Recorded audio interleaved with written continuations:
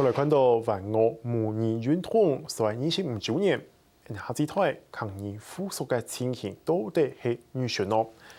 客委會對去年開始是推動抗議悠悠嘅邊境，而被模擬嘅傳承點鐘上進。韓國多年下推動11年嘅抗議司法學校，已經有542件，其中沒有一度係有意言。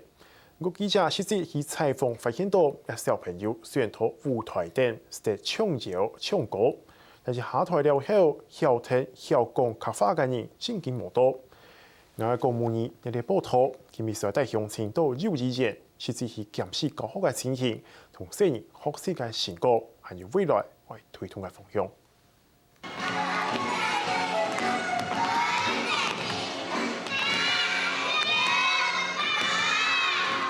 幼稚園小朋友喺舞台上又唱又跳客家童謠，也係表演客家短劇。站幾多細子聽聽就曉唱客家歌講戲文。公部門20年來推崇細年嘅學講客，韓式平台開放多樣形式嘅表演，愛鼓勵細年嘅快樂學習，和得到成就感。細年出去上台表演，家長看到就親香咧，所以家長就認為講神奇，表演高啊咧，沒以後。家長他一開始是比較站在沒有那麼支持的態度，可是後來發現孩子其實學得很開心，然後也多了一種語言的能力，對啊，所以後來大部分家長都還蠻支持的。一個在兩次樹。不過喺成果展表現怎麼站到，創作客家童謠也係講出安怎嘅戲文。下台嘢三毛聽錯曉講客。當燈籠，你講燈籠，你看人家怎麼講？你突然間冇講燈籠係嘛？我相信佢安尼唔會同佢啦。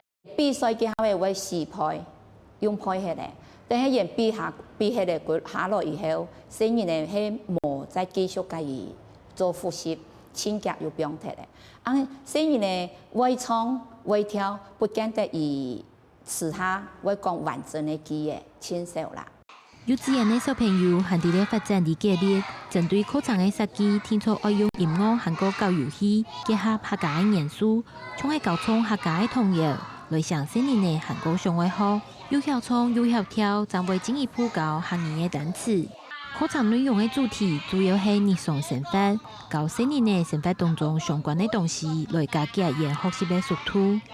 透過遊戲的時候，這個印象是連結，會跟那個單字是很深刻的連結在一起，所以他可能花很少的時間，他就學會這些字。最值得讓孩子接觸、學習、體驗的那些技術工藝拿出來，然後我在教的過程之中，把我的母語放進來。等一下，來你先，我看你會不會簽。因為係喺幾少年嘅講客，想要對細年嘅開始推崇來達到客語嘅傳承。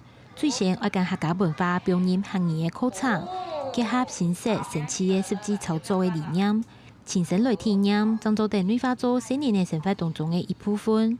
希望客語喺唔係客中嘅都市點應平安。